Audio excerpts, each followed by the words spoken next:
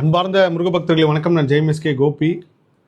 என்னுடைய இமயமலை பயணம் சார்ந்த காணொளி பார்த்துருப்பீங்க. அந்த காணொலியில் முதல் பதிவாக காஞ்சிபுரத்தில் நான் ஒரு ஐயாவை சந்தித்தேன். அந்த ஐயாவை பற்றி பதிவு செஞ்சுருந்தேன்.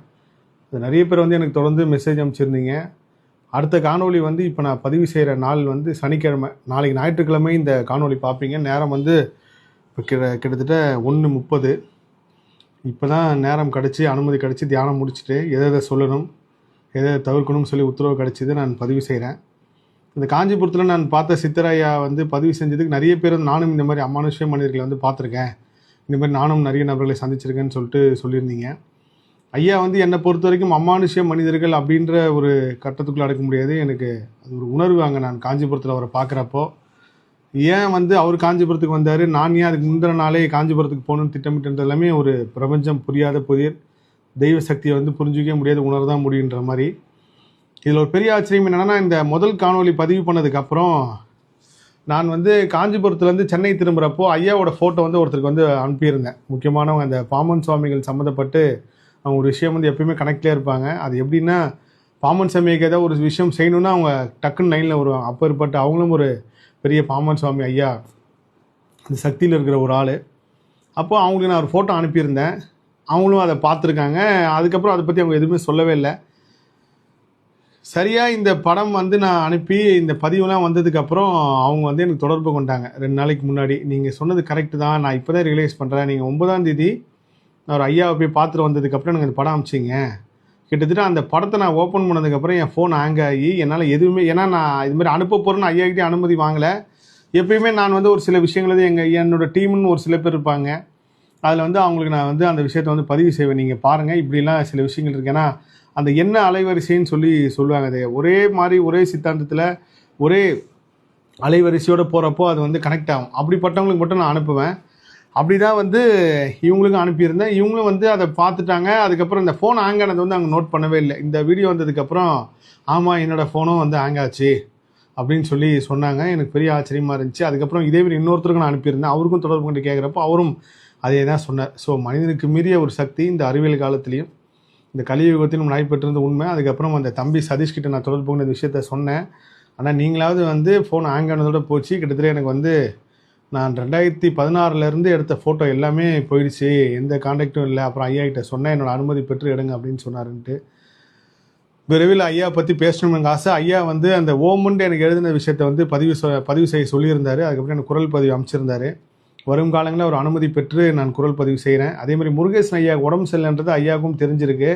அவர் சொன்னார், முருகேசன் ஐயாவுக்கு இந்த விஷயத்தை செய்ய சொல்லுங்கள் அப்படின்னார். நேற்று வெள்ளிக்கிழமை முருகேசன் ஐயா எப்பயுமே ஃபோன் எடுக்காதவர், பெரிய ஆச்சரியம். முருகேசன் ஐயாவுக்கு ஒரு 10 வாட்டி ஃபோன் அடித்ததுக்கப்புறம் தான் அவர் பார்த்துட்டு கூப்பிட்டா தான் உண்டு.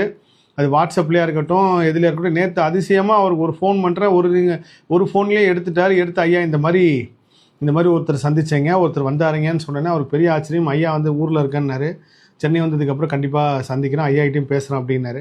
ஸோ இப்படி ஒரு அற்புதம் அதிசயங்களும் இமயமலை பயணத்துக்கு அப்புறம் நடந்துச்சு. நான் பொதுவாக இமயமலை பயணத்துக்கு அப்புறம் கொஞ்சம் அமைதியாகிடுவேன். காரணம் என்னென்னா, அந்த டிரைவர் பற்றி நான் ஒரு பதிவு செஞ்சுருந்தேன். பெங்களூரில் ஒரு டிரைவரை சந்தித்தேன்.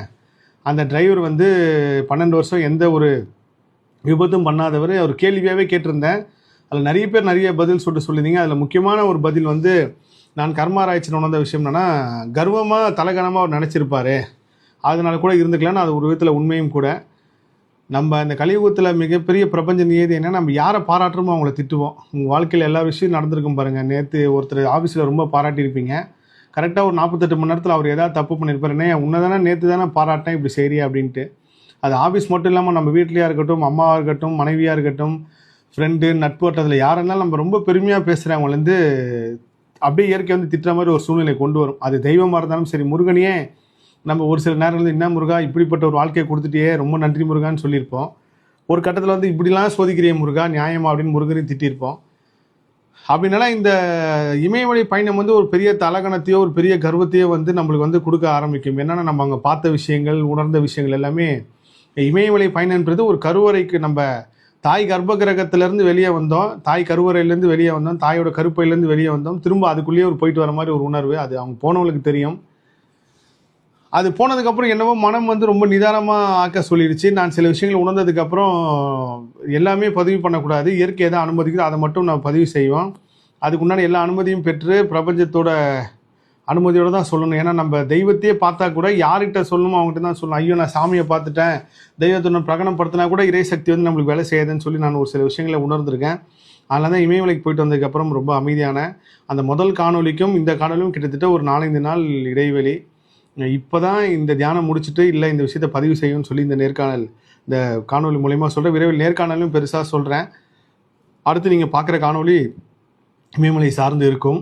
ஸோ இத்தனை நாள் கேப் ஏன், அதேமாதிரி ஐயா நடத்தின விஷயங்கள், இமயமலை எப்படி ஆரம்பிச்சுன்ற எல்லாத்தையுமே நீங்கள் இந்த காணொலியாமல் ஞாயிற்றுக்கிழமை பார்ப்பீங்க. காலை ஒரு காணொலி, மாலை ஒரு காணொலி.